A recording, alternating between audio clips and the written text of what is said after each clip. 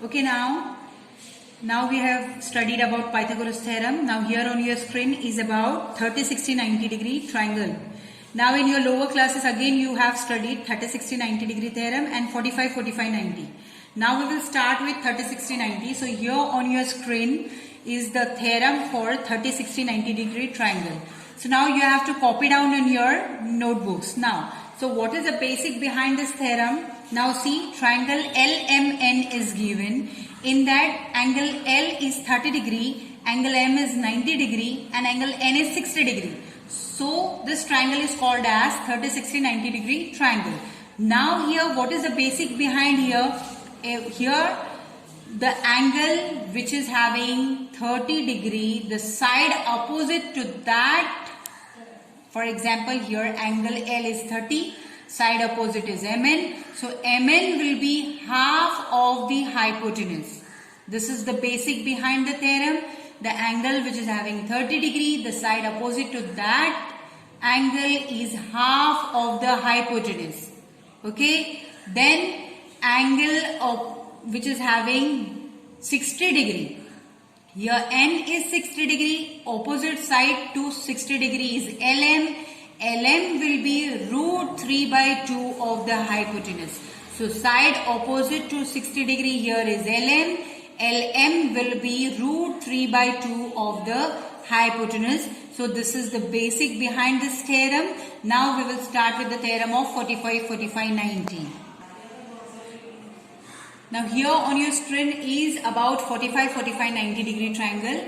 Now see again, here right angle triangle is there and remaining two angles are of 45, 45 degree.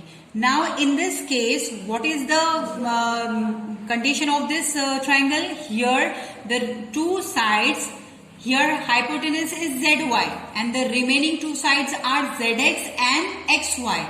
So the remaining side ZX and XY will be 1 by root 2 of the hypotenuse. Hypotenuse here is ZY. So ZX is equals to XY is equals to 1 upon root 2 of ZY. Now here there is one new thing, that is theorem of geometric mean. In your lower classes you have studied the word geometric mean. Means something is related to mean or average, you can see. Now here the sentence is what? In a right angled triangle, the perpendicular segment to the hypotenuse from the opposite vertex is the geometric mean of the segments into which the hypotenuse is divided. Now here hypotenuse is divided. Now see how come. Now we will start with our proof. Here right angled triangle is given PQR and hypotenuse is being divided by segment QS. Now see, proof I will start.